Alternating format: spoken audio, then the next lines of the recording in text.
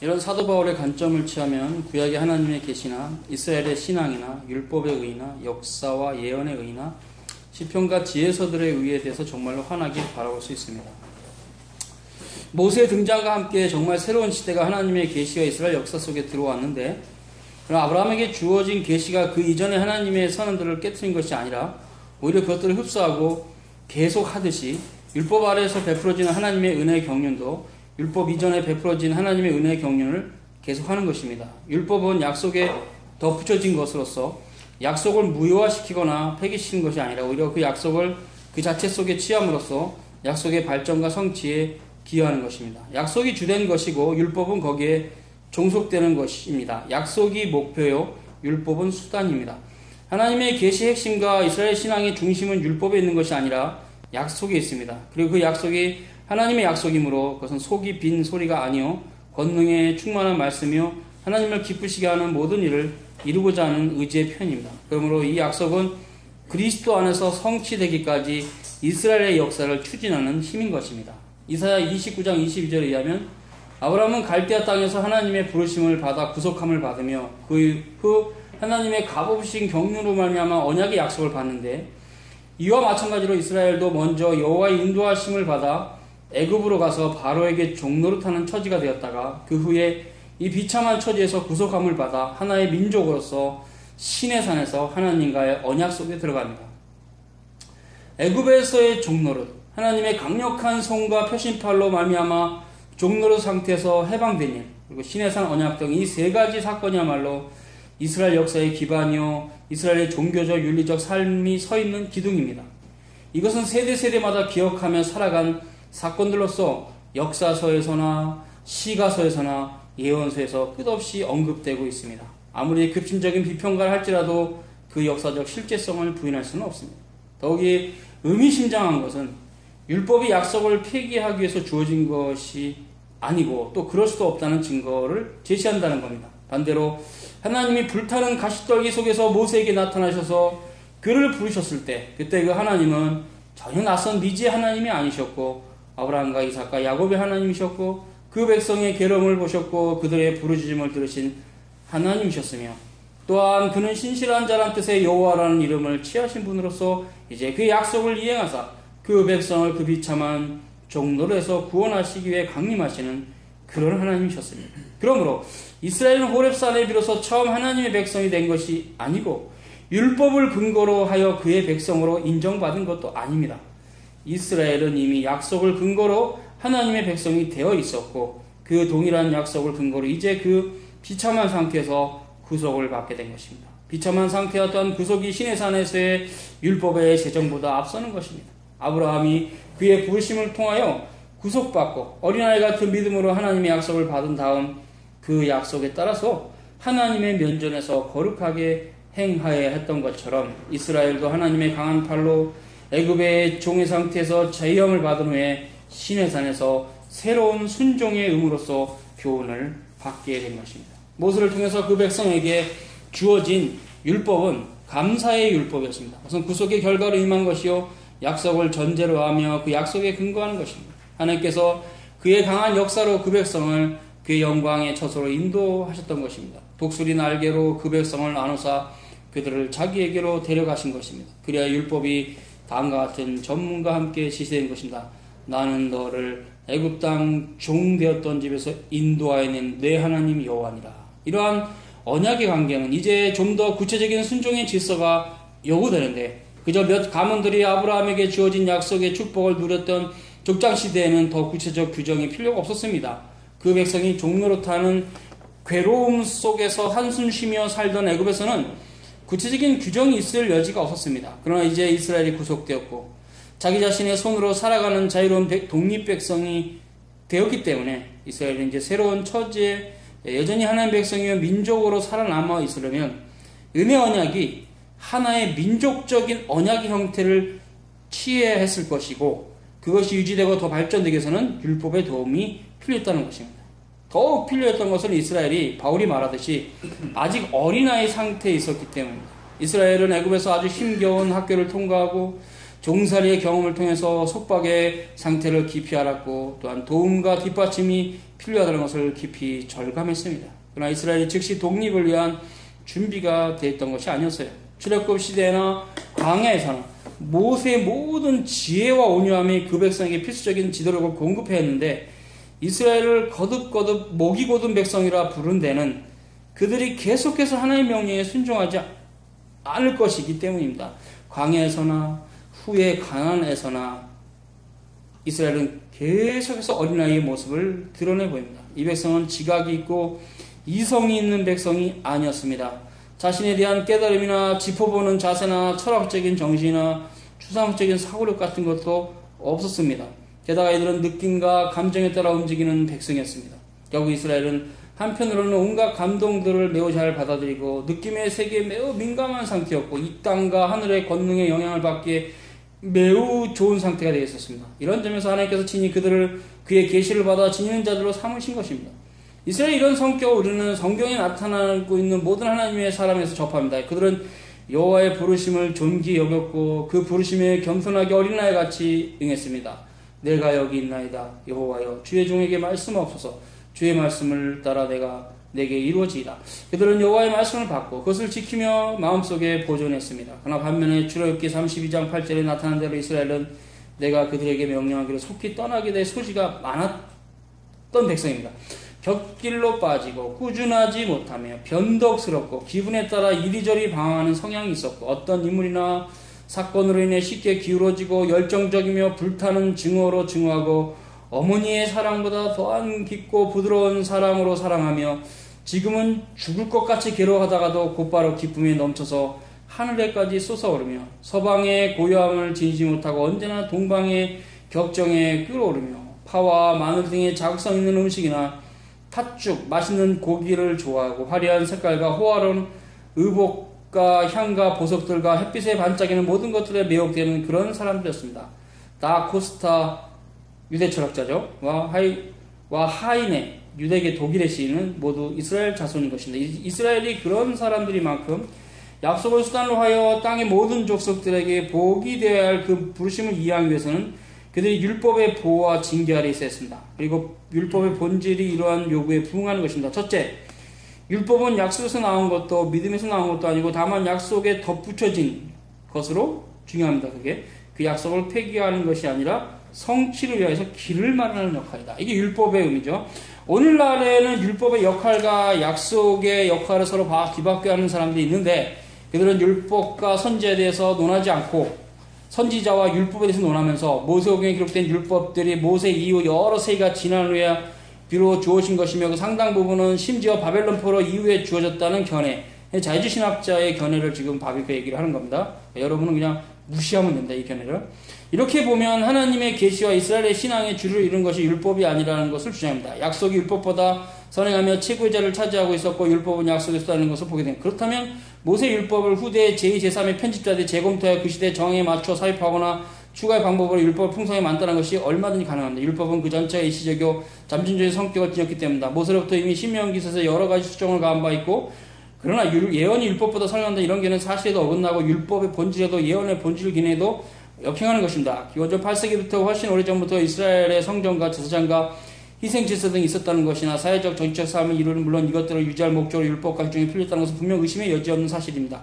예배의식이나 규정이 없는 종교는 어디서도 상상할 수 없고 특히 고대 세계와 이스라엘 경우는 더욱 그럽니다. 게다가 출애굽기부터 신명기까지 기록된 율법과 같이 그렇게 내용이 풍성하게 기록되어 있는 율법은 모세 시대에는 존재했을 여지가 없다는 반론은 틀린 얘기를 하는 겁니다. 바비크가. 그런 반론은 하므라비 법전의 발전 이후 그 모든 힘을 잃어버리고 말습니다. 하므라비는 주전 2250년 전의 인물로 바벨론을 55년 동안 통치한 사람이었습니다.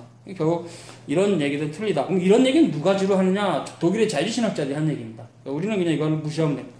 둘째, 율법의 내용이 하나님께서 부여하신 바 그 목적과 일치한다. 율법의 가치를 결정해서 오늘날 기독교 국가에서 사용하는 법들과 비교할 수 없습니다. 왜냐하면 율법이 지금도 여전히 의의를 갖고 있긴 하나 하나님께 친히 그 율법을 하나의 잠정적인 법, 그게 중요해요. 잠정적인 법으로 의도하시던 때가 차서 그 성취되면 그 연약함과 무용함 때문에 폐기될 것이라는 걸 우리는 알고 있습니다. 마찬가지로 이스라엘의 율법을 예를 들어서 고대 바벨론의 법과 비교하는 것은 판단의 기준이 될 수 없습니다. 물론 그렇게 비교하는 것도 나름대로 유익하긴 할 것입니다.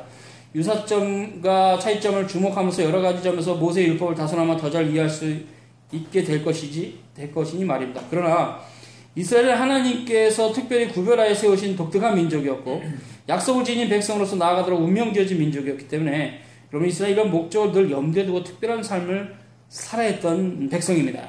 그죠? 이스라엘에게 주어진 여호와의 율법을 이런 식에서 바라보면 다음과 같은 특징이 있습니다. 첫째, 이스라엘의 율법은 철두철미하게 종교적이다. 종교가 그 사회의 핵심입니다. 고대 사회는 좀 그런 면이 있지만 여긴 더 그래요. 공적인 예배를 규정하는 부분 그저 몇몇 분을 그런 것이 아니라 그 전체가 윤리적, 시민적, 사회적, 정치적 규정들에 있어서도 종교적인 성격을 띱니다. 왜냐하면 하나님을 경외하는 민족이기 때문에 율법 전체 위에 다음과 같은 말씀이 있는 것입니다. 나는 너를 애굽 땅 종되었던 집에 인도하면 내 하나님 여호와라. 율법은 그저 추상적인 유일신론에 근거하는 것이 아니라 하나님과 그 백성 사이의 역사적인 관계, 이는 하나님께서 친히 이루신 관계인데요. 에 근거하는 것입니다. 그것은 하나의 언약적인 법으로서 이스라엘이 약속의 요구에 따라 살아야 할 삶의 규정입니다. 하나님이 모든 계명들을 주신 자시며 또한 그를 위해서 그 모든 계명을 지켜야 하는 자로 있습니다. 다음과 같은 사상이 율법 전체를 관통하는데 여호와께서 먼저 너를 사랑하셨고 너를 찾으셨고 너를 구속하셨고 너를 그의 언약 속으로 취하여 들으셨으니 너는 마음을 다하고 뜻을 다하고 힘을 다하여 내 하나님 여호와를 사랑해야 한다. 이것이야말로 첫째가 하는 큰 계명입니다. 마태복음 22장 37절과 38절이 관련 구절이죠. 둘째, 그것은 철저하게 도덕적, 모럴이죠. 도덕적입니다. 율법을 도덕법, 시민법, 의식법 세 가지로 나누는데 좋은 율법입니다. 그러나 그렇게 구분하면서도 우리는 율법 전체가 도덕적인 원리들에 의해서 영감되고 유지된다는 점을 잊어서는 안 됩니다. 그 도덕적인 원리들을 특정한 사례에 적용시킨 것이 우리가 우리 시대에 행해야 될 적용과 다른 경우가 많습니다. 예수께서 친히 이르시기를 모세는 사람들의 마음의 완악함 때문에 결혼한 여인에게 이혼 증서를 주는 허용하셨다고 하는데, 그러나 모세 율법 전체를 관통하는 정신은 바로 사랑의 정신입니다. 내 이웃 사랑하기를 내 자신같이 사랑하라. 이는 둘째 계명입니다. 여기에 온 율법이 성취되는 것입니다. 이 사랑은 약한 자와 눌린 자, 가난한 자, 외인들, 과부와 고아들, 남종과 여종들, 귀머거리, 소경, 노인 등에게 베푸는 긍휼로 나타나는데 이는 고대 그 어떤 다른 법에서도 볼 수 없습니다. 이스라엘의 도덕법은 눌린 자들의 관점에서 씌워진 것이란 말이 매우 올바릅니다. 그래서 하나님은 고아와 과부의 재판장이다. 이런 얘기. 가난한 자가 복이 있다. 그런 얘기들 이런 것과 연결돼요. 이스라엘은 자신이 애굽에서 외인이요 종이었다는 사실을 절대 잊지 않아야 했던 것입니다. 셋째로 이스라엘의 율법은 거룩한 법이며 또한 그러한 특징은 비단 구체적으로 거룩법이라는 이름을 지니는 부분에만 국한된 것이 아닙니다. 현재 기억에 남아있는 고대법 중에서 이처럼 죄를 깊고도 심오하게 죄로 바라보는 그런 법은 없습니다. 이 죄를 가리켜 과실, 재책, 타락함, 반역 등의 여러 명칭으로 부르며 언제나 죄를 하나님을 거스른 거고 언약의 하나님을 거슬러 저지른 것으로 간주하는 그런 형태의 고대법은 없어요. 하물의 법전도 그 정도로 깊지는 않아요. 죄는 언제나 범법함의 성격을, 언약을 깨뜨리는 성격을 띠는 이런 형태의 모세의 법은 세상의 그 시대, 그 당대의 세상의 어느 이방 민족의 법에도 나타나지 않는 굉장히 사고가 깊은 하나님의 말씀입니다. 그 모든 죄에 대한 용서가 있고, 그러나 이스라엘이 그 용서를 자신의 선행이나 희생의 제사로 얻을 수 있다는 의미는 아닙니다. 제 용서는 약속으로 말미암은 거기 때문에. 이것은 히브리서에서 말씀하는데 구약시대 이스라엘 백성들이 제사를 드렸기 때문에 구원받은 게 아니고 속죄를 받은 게 아니다. 예수님의 완성을 바라보면서 속죄를 받는 거다. 그게 굉장히 히브리서의 그 부분이 굉장히 중요하죠. 율법의 혜택이 아니라 복음의 혜택이 중요한 개념입니다. 비록 구약시대가 모세 이후에 율법이 주어졌어도 율법으로 구원받은 게 아닙니다. 오직 믿음으로 구원받습니다. 그것이 복음입니다. 구약시대도 몇몇이 흐른 거예요. 그래서 율법은 복음의 종속적인 겁니다. 그것은 희생제사를 통해서 버리는 것이 아니라 믿음을 통하여 어린아이같이 겸손히 받는 것입니다. 그러나 이 본문들에서 하나님의 값없는 은혜를 그렇게 힘있게 선포하고 있으나 놀랍게도 바로 그 다음에 하나님의 심판에 대한 선언이 덧붙여지고 있습니다. 하나님께서는 죄지은 자들을 죄 없는 것을 여기지 않으시고 아비의 허물을 3, 4대까지 갚으실 것이라는 것입니다.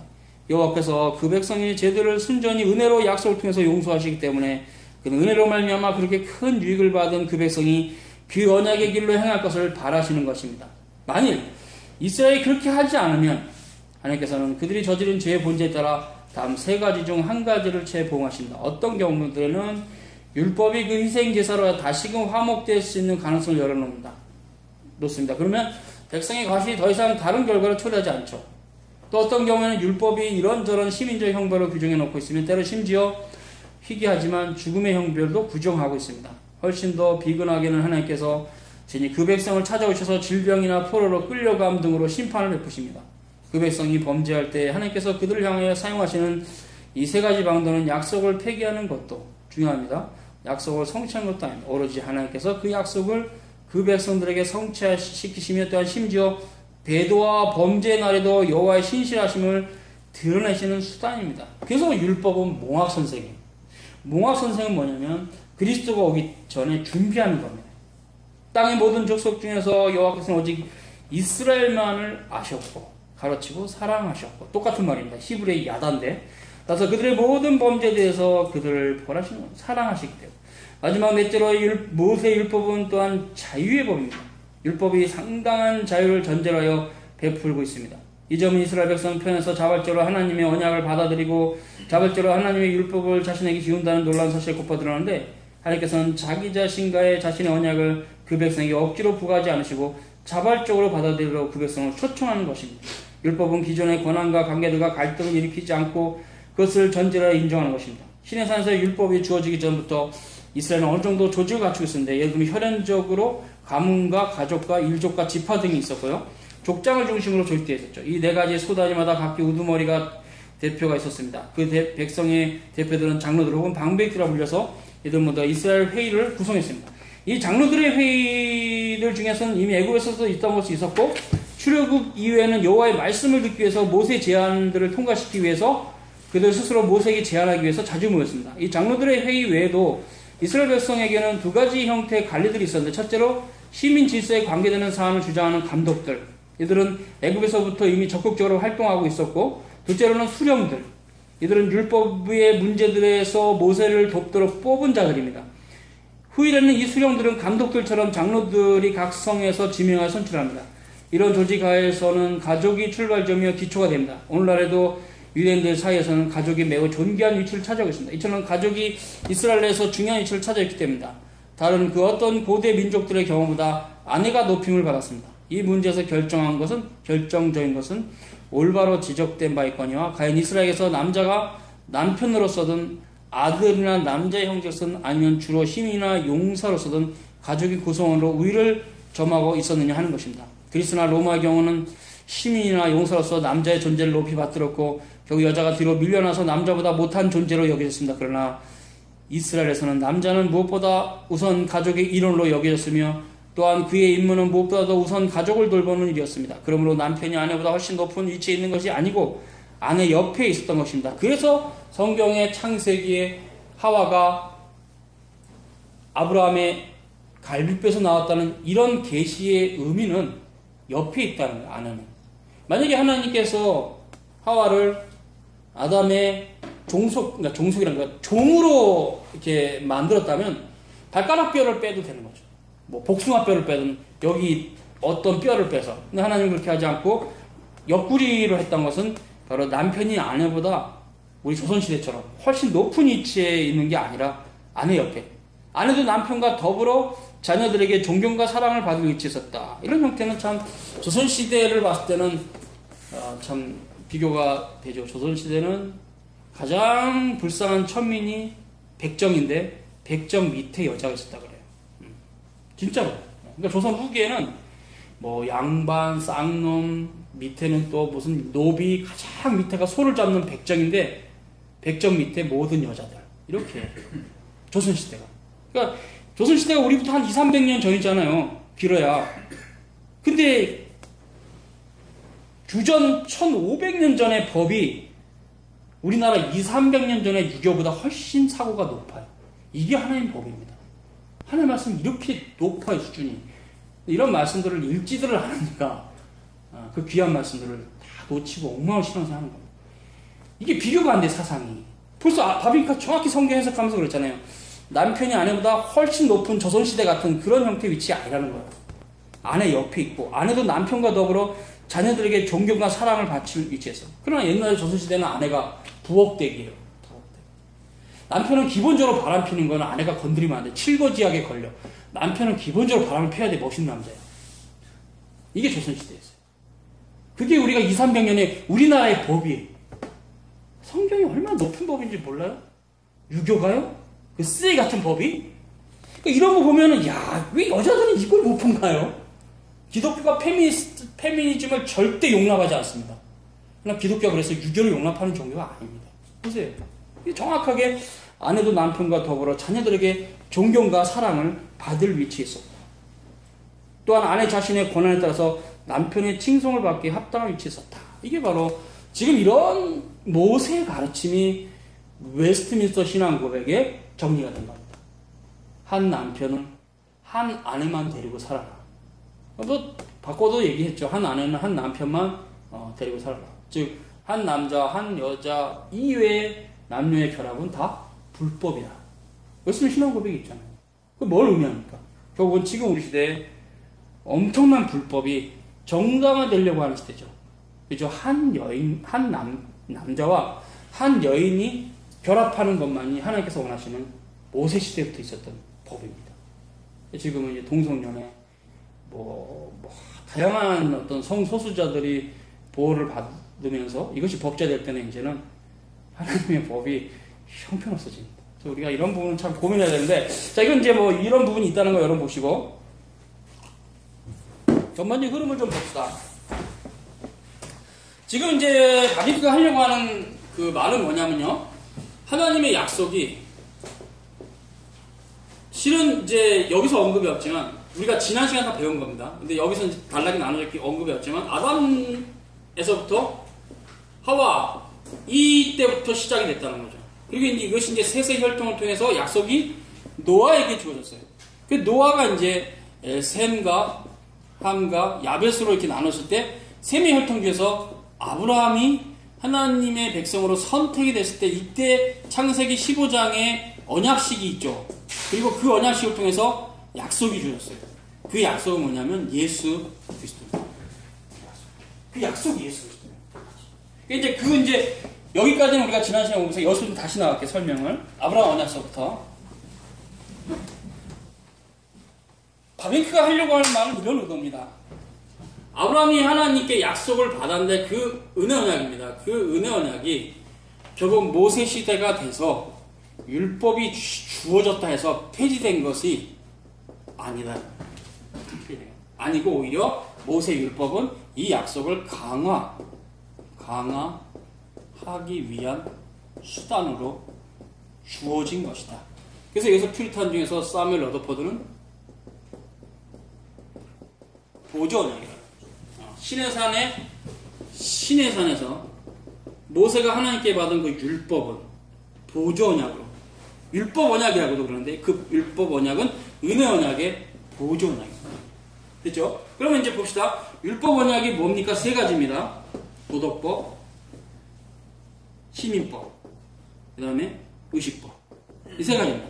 근데 중요한 것은 이제 이런 형태, 아까 바비크가 왜 선지서를 앞세우면 안 되냐고 하면 이 선지서들은 이제 모세 오경이 먼저 있었고 우리는 이걸 믿어요. 근데 자유신학자는 자꾸 이걸 안 믿으니까 이제 바비크가 깐 건데, 그리고 모세 오경이 모세가 직접 썼고 그리고 나서 이제 선지자들의 기록들이 있죠. 이 선지자들의 기록은 예수 그리스도께서 오시기 직전에 말라기까지 직접적으로 메시아에 대한 그 예언이 풍성하게 있는 겁니다. 결국 모세 율법을 해석하면서 그리스도의 오심을 더 분명히 드러낸 게 선지서예요. 그러니까 바비크가 그 얘기한 겁니다. 자유주의 신학자들은 아주 잘못된 사람인데 모세가 쓴 게 아니라 모세 오경은 선지자들의 기록 이후에 후대에 편집된 글이다. 이게 자유주의 신학이에요. 여러분 받으면 돼야 안 돼요? 안 되죠. 우리는 정통신학은 모세 오경은 모세가 직접 썼다. 저는 그냥 아멘입니다. 그래서 모세가 직접 썼으면 선지자보다 시기가 오래되어 있는데 어떻게 선지자 이후에 발생하냔 말이에요. 근데 자유주의 신학자들은 모세 시대에는 문자가 없었다.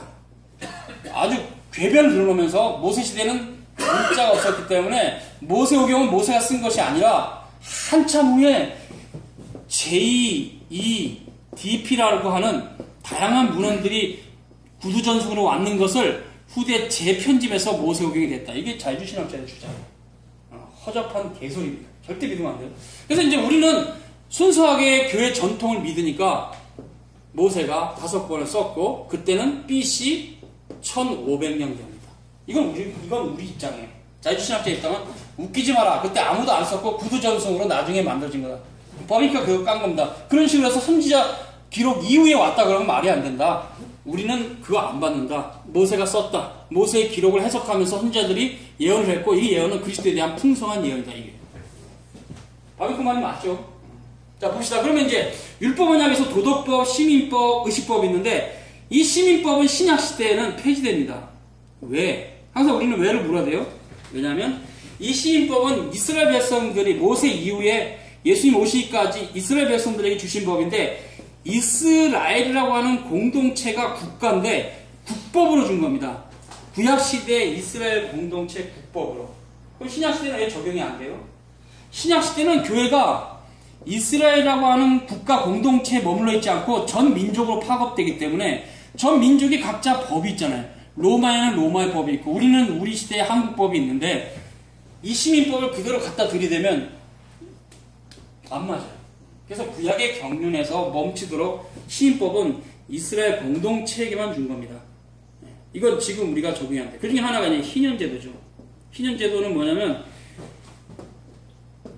일정한 기간 지나면 자기가 원래 갖고 있는 기업 외에 돈을 주고 산 땅은 다시 자기 형제들에게 돌려주는 제도예요. 이거 우리나라에서 지금 시행하면요 60년마다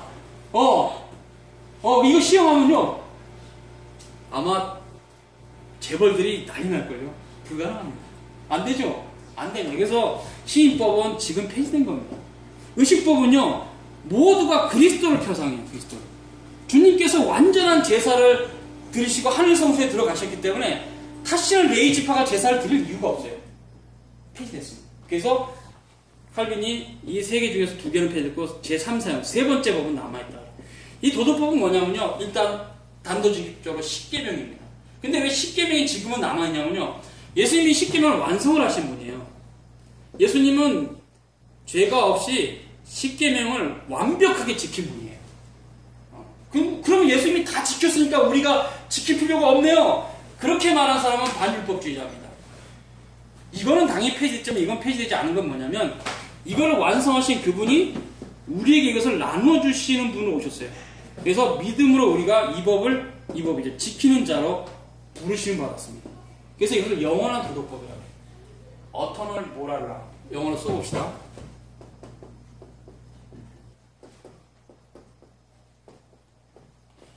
영원한 도덕법이에요. 신과 성경 전체를 포괄합니다. 근데 이게 굉장히 십계명이 중요하거든요. 십계명이 진짜 중요합니다. 우리의 평생에 우리 가슴 안에서 완성해야 될 법은 십계명이에요. 하나님 사랑, 이웃 사랑. 그겁니다. 그래서 이거를 항상 당위법이라고 해요. 당위법. 자, 당위법은 뭡니까? 영어로 must be. 즉, 반드시 지켜야 되는 법입니다. 근데 우리의 힘으로 지킬 수 있습니까? 지킬 수 없습니다. 그럼 뭐예요? 지킬 수 없는 법을 어떻게? 그래서 지켜가는 자로 부르심 받은 겁니다. 그렇기 때문에 무엇을 지켜간다는 의미는 하나님의 성령의 전적인 능력. 우리 힘이 아니에요. 여러분이 물론 이것을 함부로 아무도 판단할 수 없어요. 각자 자신들만 가슴에 품으시는데 믿음이 있으면 하나님 말씀이 이해가 되고 하나님 말씀이 이해가 되면 그 말씀을 따라가게 되어 있습니다. 그래서 행함이 없는 믿음은 죽은 믿음입니다. 이런 부분이 굉장히 중요한데 이게 도덕법을 지금 다 버렸어요. 이런 가르침이 없으므로 그냥 도덕법 다 버립니다. 그냥 예수 믿으면 부자된다 이런 거짓교리만 말했어요. 거짓교리인데요. 우리 교회에서 수없이 같은데 아까 야가 말씀하시던데 우리 교회에서 수없이 들었죠. 이런 거짓교들이 남발하면서 이런 가르침이 없으므로 지금 신자들이 엉망진창이에요. 맞습니다.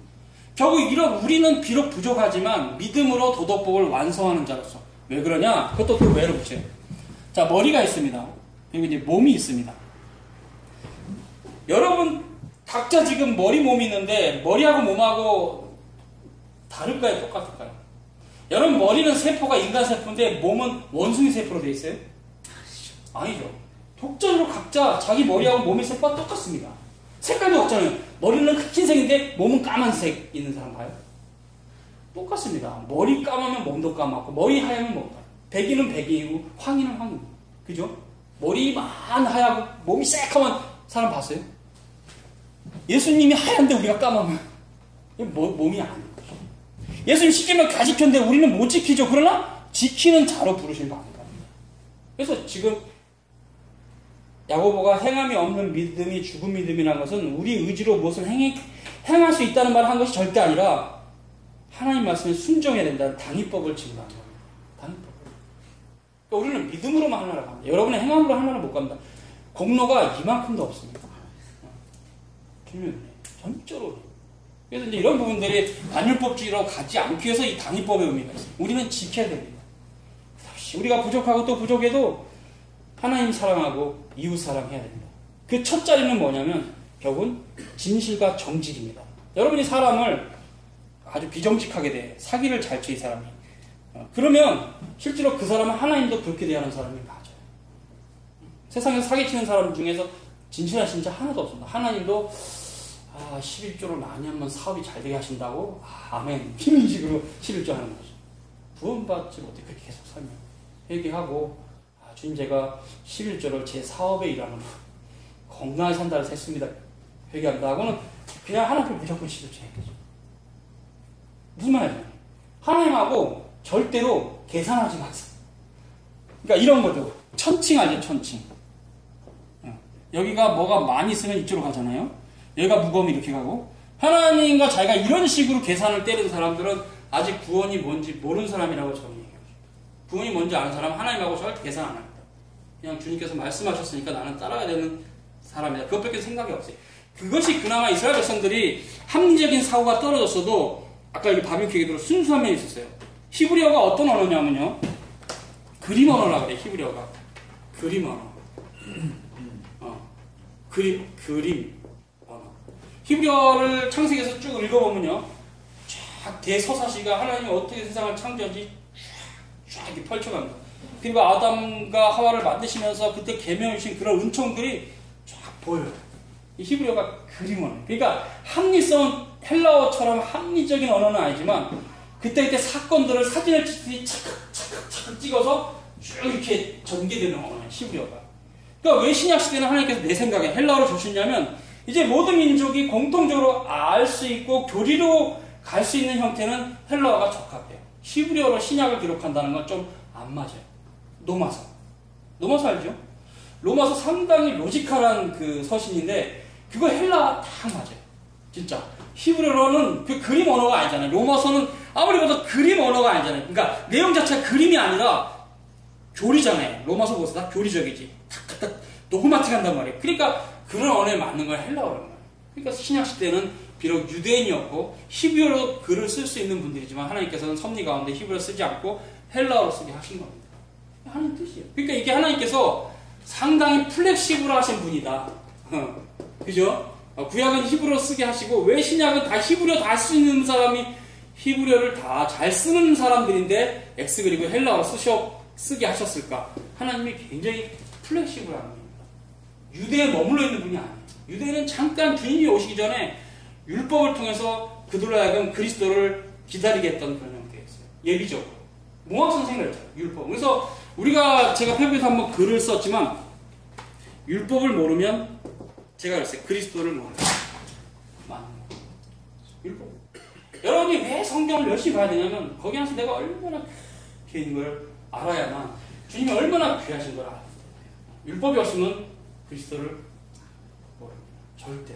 주님이 오시기 전에 왜 율법을 모세에게 탁 주고 그 거대한 민족을 이제 아브라함 때는 한 70명이 했잖아요. 근데 수만 명을 이렇게 거대한 군집단체를 통해서 국가를 주셨냐. 그리스도가 오시기 전까지 그리스도가 어떤 분인가를 알게 하시죠. 네. 저 율법을 나는 못 지켜. 예수님만 지킬 거예요. 그래서 믿음으로 구원받는 도리를 더 극명하게 드러내시고자 아브라함의 약속의 성취를 더 분명히 하시고자 모세를 통해서 율법을 주는 겁니다. 그래서 바울이 갈라디아서 율법은 약속을 폐하지 못한다. 그거보다 400년 전에 약속이 율법을 앞선다. 우월하다. 그 약속은 우리가 원래부터 갖고 있는 믿음이다. 그래서 아브라함도 믿음으로 구원받았다. 그러니까 신경 전체가 믿음으로 구원을 받아요. 아담도 믿음으로 구원받았죠. 하와도 믿음으로 구원받았습니다. 셋도 믿음으로 구원받았고, 무드셀라, 제가 기억이 안 나니까 기억나. 에녹 이런 사람도 다 믿음으로 구원받았고, 노아 믿음으로 구원받았고, 셈 뭐 쭉 가서 아브라함도 믿음으로 해서 모세까지 다 여기까지 다 믿음으로 구원을 받은 거예요. 모세도 믿음으로 구원받았어. 율법을 행하고 구원받은 거냐? 여호수아도 맞죠. 그래서 결국 선지자들이 이사야서가 굉장히 중요한데 그 보면 분명히 나와요. 믿음으로 구원받는데 그 우리가 믿을 자는 바로 이 땅에 와서 고난을 당할 메시아다. 이사야 53장. 고난당할 메시아. 그런 부분들이 지금 유대인들이나 라피들이 해석을 못해. 읽으면 그냥 찍고 싶으면 넘어가요. 무슨 안 되지. 이사야 25장은 53장은 유대 라피들이 해석이 안 돼. 너무 예수님이 지금 그가 찔리면 우리의 허물이나며 그가 상하면 우리의 죄악이냐. 뭐야 이게 메시아가 왜 이런 메시아가 있어 통과해야 돼. 그런데 잘못 알고 있는 거예요. 그 예수님입니다. 이사야 53장. 그래서 이사야서가 상당히 중요해요. 예수님도 많이 인용하셨고 바울도 많이 인용하고 있기 때문에 이사야서로 논문 쓰는 학자들이 많죠. 구약신학자들. 저도 이사야서 늘 보고 굉장히 소중해서 꼭 한번 주석도 쓰고 싶은데 시간 될지. 하여튼 굉장히 중요한 책이었어요. 이사야, 에레미야, 후가에로 가면서 이제 이스라엘의 그 역사가 이제 망하죠. 에레미야 때 망하고 유대가 그리고 다시 이제 회복이 될 때 그때 이제 에스라, 느헤미야서가 있었을 때 그때 그 역사 말라기까지 가면서 예수님 오시 전까지 400년이 진공 상태예요. 그래서 이제 역사를 보면요, 400년 지나고 나서, 그러니까 BC 400년 지나고 나서 이제 바리새파도 생기고 사두개파도 생기고 에스라파도 생기고. 네. 자기들이 이 계시가 그쳐졌으니까 더 이상 계시 해석이 안 되니까 자기들 나름대로 바르게 살아보겠다고 노력을 했는데 나타난 결과는 율법주의. 율법을 행함으로 의롭게 된다고 착각해가지고 계속 이제는 그게 이제 유대 묵시문학이라고 그래요. 묵시문학. 계속 이제는 BC 4세기 밑으로는 계속 쓸데기 없는 법들이 엄청 많이 생깁니다. 그래서 안식일날 여기 앉아있다가 여기 안식일날 옛날에는 여기가 땅이니까 이렇게 해가지고 1cm만 흙을 파도 너 안식일에 노동을 했어. 이렇게 사람을 올가매는 법을 만들어갖고 그걸 율법이라고 예수님이 걸죠. 장로들의 유전을 안 펴. 그러니까 막 이렇게 제자들이 뭘 하니까 당신들은 장로들의 유전을 안 지킵니까? 너희들은 장로들의 유전을 가지고 하나님의 법을 폐하는 겁니다. 그러니까 여러분이 오해하지 마세요. 모세오경과 BC 4세기 이후에 유대 사회가 만들어진 규례는 영어로 different입니다. 무슨 말이냐면 이거는 하나님 말씀이고 이거는 하나님 말씀이 아니라 유대인들이 만들어 놓은 규례예요. 근데 이 구약신학자 중에서 아주 한심하게 이걸 같이 율법으로 묶어서 해석하는 사람들이 있어요. 그래서 교인들이 모르면 헷갈리는 거야. 그럼 구약을 다 버려야지. 그렇게 하는 거야. 아닙니다. 그러니까 이거를 자꾸 묵시문학은요, 이거 성경이 아니에요. 말라기 이후에 생겨진 모든 외경이나 이런 것들은 물론 건전한 책도 있고 좋은 책도 있어요. 그러나 계시가 아니기 때문에 교리를 구성하는 데 쓸 수가 없어요. 그러니까 버려야 됩니다. 그래서 피리탄들이 웨슬리 신앙고백에서 1장에 성경은 66권이라고 얘기하고 중요합니다. 그때 카톨릭이 자꾸 외경을 집어넣으니까 우리는 그건 하나님 말씀이 아니라 버려야 돼요. 굉장히 중요합니다. 그러니까 교리를 구성하는데 외경은 불필요합니다. 외경 중에는요, 죽은 자를 위한 기도를 해라는 것도 있어요, 본문에. 그걸 우리가 받아들이면 안 돼요. 그래서 외경 하나님 말씀 아니므로 구약 성경의 교리와 신약 3, 9, 27이죠. 이 교리 외에 그러니까 이 본문 외에 다른 걸로는 교리를 구성할 수가 없습니다. 이런 부분들이 굉장히. 그래서 도마복음 같은 경우는 이제 신약 성경이 아닌데 자유신학자들은 많이 좋아하는데 거기도 보면 희한한 게 많아요. 자꾸 이게 성경 외적인 걸 좋아하는 사람들, 이 호기심이 짤데기 없이 발전된 사람들은 그걸 자꾸 뒤져보면서 마가복음이 도마복음의 영향을 받았다고 맞는 것 같아. 이러면 이제 멸망으로 갑니다. 절대 안 됩니다. 그래서 이제 지금 자유신학자들 갖고 있는 가장 위험한 것은 구약은 아까 설명드렸고 이런 식으로 모세오경이 이때 안 써졌고 이때 썼대요. 신약 성경은 1세기 때는 기록이 없다. 주후 1세기 때는 마태가 쓴 게 아니다. 기록이 없고 구두전승이나 예수님의 어록이 남아있다가 2세기부터 기록이 됐다. 믿으면 돼요? 안 돼요? 안 됩니다. 절대 안 됩니다. 무조건 마태가 쓴 거 맞습니다. 친필로. 마가복음 마가 쓴 거 맞아요. 그렇기 때문에 절대로 그 1세기설을 부정하게 되면 1세기, 성경이 1세기에 마무리됐다는 이 설, 이 학설을 부정하게 되면 2세기부터 일어나게 되는 마가복음이다. 도마복음이나 영지주의자들 책들이 더 선행했다. 즉 이것들이 있었고 이 영향을 기독교가 받았다. 이렇게 논리가 돼요. 아주 나쁜 놈들이다. 자유신학자들 주장해. 성경 1세기 기록이 없다. 걔네들 그게 전제를 하는 거예요. 그리고 이제 2세기, 3세기에 기록이 됐을 때 왜 그렇게 세련된 언어가 어떻게 나올 수 있느냐? 조잡한 언어를 모아갖고 된 거다. 즉 도마복음이 마태복음보다 앞선다. 다 틀린 얘기입니다. 다 틀렸고 무조건 1세기의 계시는 다 끝납니다. 그래서 2세기서부터는 계시 해석의 역사지 계시의 발생은 없습니다. 그럼 걔네들은 왜 그런 얘기를 하느냐? 걔네들은 성경에 하나님의 말씀을 안 믿기 때문에. 여러분이 갖고 있는 기존 신앙과 본질이 달라요. 그러니까 절대로 그 사람들이 지성이 뛰어나고 이론이 뭐 기가 막혀도 화려해도 절대 따라가면 안 됩니다. 우리 전통 신앙과 안 맞아 버려야 돼요. 그래서 왜 지금 이렇게 교리를 원래 지금 교인들이 배워야 되냐면 이런 신학을 여러분이 신학도 아는 사람이 못 이겨요. 그냥 말려간단 말이에요. 교리를 제대로 배워놓으면 내가 어려서부터 제대로 배웠니? 웨슨 신앙 고백에 어긋나네? 무시한단 말이에요. 이겨낼 수가 있단 말이에요. 근데 여러분이 신학을 아는 입장에서 헬라 히브리도 모르는 입장에서 그렇게 헬라 히브리를 잘하는 날카롭게 하는 학자들이 책이 지금 많이 나오는데 막 쏟아보면 따라가요. 그래서 교리가 반드시 선행해서 있고 그 교리적 입장을 가지고 성경을 봐야 엉터리로 안 가고 엉터리를 분별해야죠. 학자가 아니래도. 그래서 톰 나이트나 뭐 도일의 자유신학자 엄청 많거든요. 아이크로트, 폰나드, 뿔트만, 혼젤만, 만자 들어간 사람도 거의 독일의 신학자인데 엄청 많아요. 하르낙도 그렇고. 그런 신학은 저는 공부를 했어요. 신학을 해야 될 사람으로서 학교 다니면서 해봤는데 받아들이면 안 되죠. 받아들이면 큰일 나죠. 여러분들은 그거를 봐도 되지만 혹시 볼 필요도 없는데 어떤 면에서는 보더라도 잘 이겨내셔야 되려면 올바른 신학이 반드시 있어요. 그래서 참 신학이 굉장히 중요한 건데 지금은 신학이 셰퍼가 잘 얘기했죠. 반신학이 됐다. 지금 신학, 현대 신학은 모던 테올로지는 테올로지가 안티 테올로지가 됐다. 그 얘기를 했어요. 맞아요. 이건 신학이 아니고 반신학이에요. 하나님 없다는 신학이 신학입니까? 뭐 하나 여쭤봤다. 그 자유주의 신학자들이 주장하는 목적은 결국 최종적인 목적은 뭔가요? 그 이제 조금 더 장하게 설명할 수도 있고 간단하게 설명할 수도 있거든요. 간단히 설명하면 하나님은 없다. 그죠. 그거예요. 그게 목적이에요. 그렇죠. 그렇죠. 그 이제 장하게 설명하면 18세기 이후에 이제 뉴턴의 고전 역학이 일어났고 그 가운데 이제 사고방식이 폐쇄체가 되면서 신이 없다고 생각한 거예요. 과학적으로. 그걸 과학을 진리로 받은 거죠. 신이 없다고 생각하니까 성경이 신의 계시라는 게 믿어지겠어요? 걔네들은? 안 믿어지죠.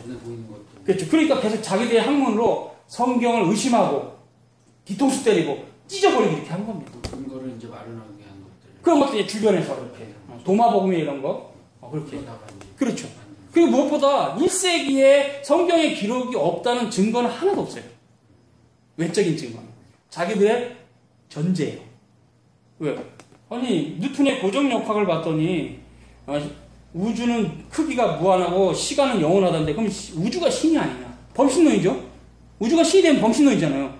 그 범신론을 갖고 신이 없다고 주장합니다. 모든 것의 목적은 이제 거기에 있어요. 자유신학자들의 목적은 그거였어요. 자기들 자체가 그렇죠. 학문 어려서부터 자라온 교육 토양이 무신론에서 자랐기 때문에 그걸 확신한다는 거예요. 그러니까 성경을 보면 당연히 계시라고 그러는 게 신이 없는데 계시라는 말은 성립이 안 되잖아요.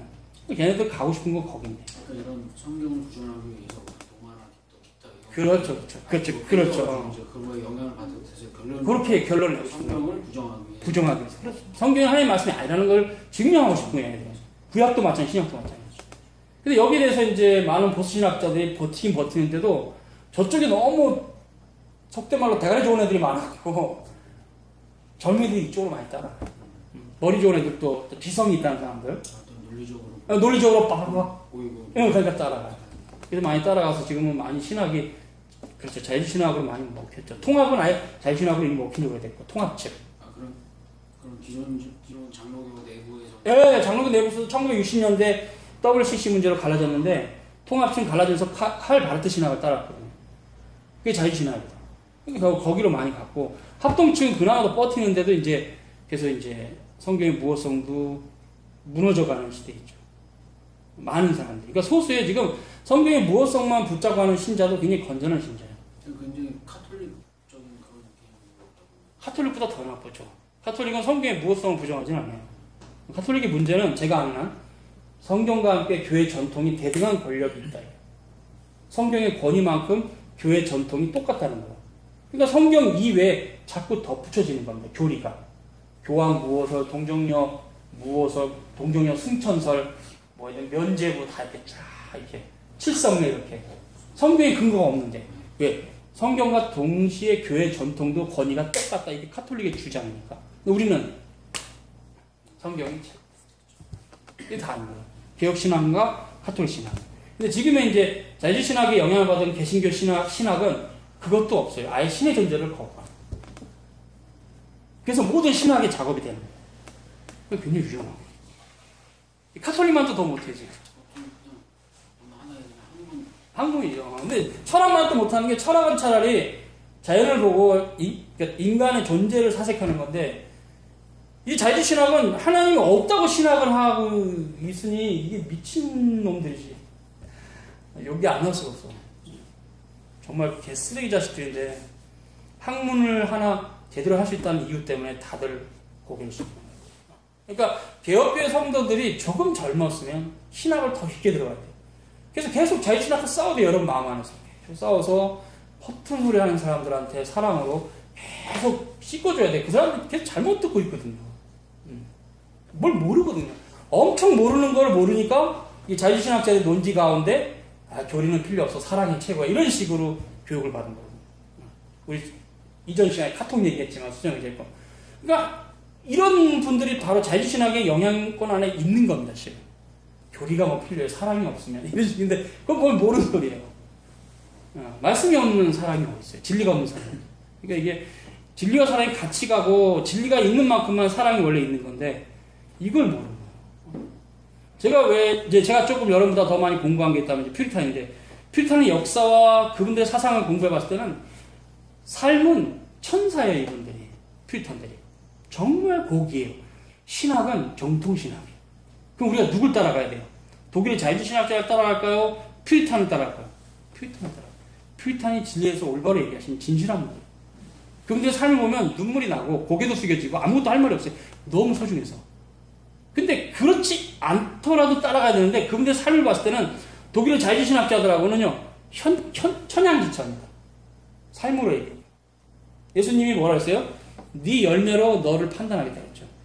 자, 독일의 자유주의신학자는 어떤 자들이냐? 칼 바르트에서 디스 받았는데 이놈들이 히틀러가 권력을 잡으니까 히틀러한테 다 서명을 해줬어요. 싹둔 학자들이란 거지. 자기 양심에 자유평등 박애가 있는 계몽주의 학자들이 히틀러에게 다 당신이 구원자입니다고 다 사인해줬어. 그러니까 그걸 보고 자기 스승들인데 칼바르트가 충격을 받은 거야. 와, 어떻게 이렇게 썩어 빠진 놈들이 내 스승이야. 그래서 그분이 돌아간 게 개혁주의다. 그래서 칼바르트를 신정통이라고 해요. 신정통. 네오죠, 네오. 네오 알죠, 네오. 네오 오도독스. 네오 오도독스. 그래서 신정통. 이분이 원래 신정통이 아니고 자유주의신학자였는데 자기 선생들의 썩어 문드러진 삶을 보고 실망을 해가지고 17세기 개혁신으로 돌아갔어요. 근데 이분이 완전히 안 돌아가가지고 문제가 많아. 이분의 신학은 자주 배우지만 뭐 들어본 분도 있겠지만 아담, 원역사, 원숭이가 인간이 된 거, 일반 역사. 그래서 이것을 게시트라고요. 이걸 히스토리라고 해요. 독일어로. 하고 이 사람이 지나가면 믿어요. 그러니까 이게 돌아가긴 돌아가는데 어정쩡하게 돌아간 거야. 이분의 계시가는 정통신하고 다릅니다. 그래서 이제 후대 역사가들은 이분을 네오 오도독스, 신정통. 이건 아니에요. 그래서 칼바르트가 신학이 제 장신의 신학인데 건전해요. 제가 봤을 때 이제 그 칼빈의 신학에서 그 언약론을 제대로 알고 있는데 이분이 아쉬운 것은 성경 본문 하나하나가 축자로 연관된 하나님 말씀이라는 걸 안 믿어요. 이분은. 그럼 과학을 믿자. 그래서 아담의 역사는 원역사. 진짜로 있었던 게 아니라 그냥 원역사. 그리고 원숭이가 인간이 된 게 일반이었어. 교묘하죠. 굉장히 교묘해. 그래서 성경 하나님 말씀 맞아. 근데 오류가 있어. 무슨 말이야? 성경 안에 하나님 말씀이 있어. 아주 교묘한 사람이잖아. 그래서 뭐라냐면 성경을 쫙 펴서 팍 스쳐가는 그게 하나님 말씀. 본문은 오류가 있어. 그게 칼 바르트 신앙. 조심해야 됩니다. 뻘컵이 엄청 깠죠. 위기의 신학이라고. 반틀도 엄청 깠어요. 그거는. 위험한 신학이죠. 그래서 우리가 칼 바르트는 신학을 하신 분들은 이분의 신학을 알아요. 존중할 만한 부분이 있고 귀한 면이 있어요. 근데 우리 입장은 아니에요. 독일에서는 이게 개혁교회예요. 독일에서는 이게 개혁교회예요. 칼 바르트가 고백교회라고 해서 독일의 2차 대전 때 유일하게 그렇죠. 히틀러와 싸웠던 세력입니다. 칼 바르트와 본헤퍼. 본헤퍼는 들어봤어요? 들어본 적 있죠. 본헤퍼하고 칼 바르트는 그나마 싸웠는데 본헤퍼는 형장 이수로 죽었죠. 이분들은 그나마 그래도 이 히틀러는 말도 안 돼 이렇게 생각하신 분들이에요. 독일 자유신학자는 다 따라갔어요. 그러면 그 중간에서 있는 분인데도 정도하고 또 다르죠. 많이 다르죠. 그래서 이제 이게 한국 역사에서는 총신 2와 합동 측은 이쪽 고박형룡과 박윤선의 신학을 따라가고 메이친이죠. 그리고 이쪽 통합은 장신은 칼바스를 따라가고 신학을 버렸어요. WCC는 나중에 뭐 설명할 일이 있으면 WCC 말면 신학을 버렸는데 이런 부분들이 지금 한국교회가 장로교회조차도 아쉽죠. 이렇게 정통신학을 지금은 다 버려가는 시대에 있으니까 청년들이 진리를 찾으려면 보통 쉬운 상황이 아닐 겁니다. 정말 이런 것들이 안 가르쳐지는 게 오래됐으니까. 무엇보다 이제 우리가 정원 씨가 다 얘기한 얘기인데 새로 오셨기 때문에 얘기를 하는데 3일체가 안 가르쳐져요. 한국교회는. 그죠? 여러분이 평생 들어서 형제님 3일체 들어온 적 없죠? 가르침으로. 그렇죠? 안 가르쳐. 3일체가 사라져버렸어요. 가르침 자체가 신학교에서도 안 배우고, 그죠? 그리고 신학교에서 당연히 목사들이 안 배우니까 가르칠 수가 없잖아요. 그러니까 지금 한국교회는 3일체가 사라졌어요. 고백으로만 남아있지, 구체적으로 그 고대의 3일체가 어떤 내용이 있으면 안 가르쳐요. 모르니까 안 가르쳐요. 모르거든요. 신학교에서 안 가르쳐요, 3일체.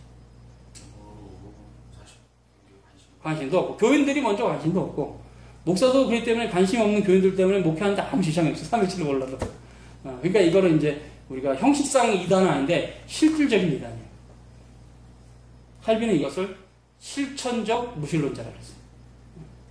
형식상은 3일치를 믿어요. 근데 실제로 3일치 하나님이 어떤 하나님이야? 성경을 통해서 보여? 아니, 안 보여. 배운 적이 없거든. 그 관심은 이제 물질과 돈인 거죠. 결국 이게 실천적 무신론자라고 칼빈이. 그러니까 이런 부분들 우리가 참 배울 점이 있죠. 그러니까 이렇게 이미 16, 17세기에서 정리가 다 끝난 건데 이걸 잃어버린 게 문제지. 한국교회가 16, 17세기가 잘못됐다 그러면 답이 안 나와요. 그래서 종교육 사상으로 돌아가는 게 성경적이에요. 그래서 지금 P46이라고 하는 어떤 학자의 말은 바울 서신은 AD 86년에 만들어졌다고 지금 과학적으로 증명을 해놨기 때문에 그런 것들이 솔직히 한국교회 누가 후학들이라도 연구를 해서 지지하는 논문을 계속 써대면 독일 신학을 무너뜨릴 수도 있어요. 근데 관심이 없어, 하나님 말씀에. 돈이 안 되죠. 그래서 돈이 안 되지. 이런 식으로 돈이 되는 거는 예수 믿으면 부자 된다고 해야 돈이 됩니다. 그래서 이런 형태가 지금 한국에 있는데 심각하죠. 그래서 이런 분들 여러분이 좀 생각하시면서 오늘 여기까지 합시다.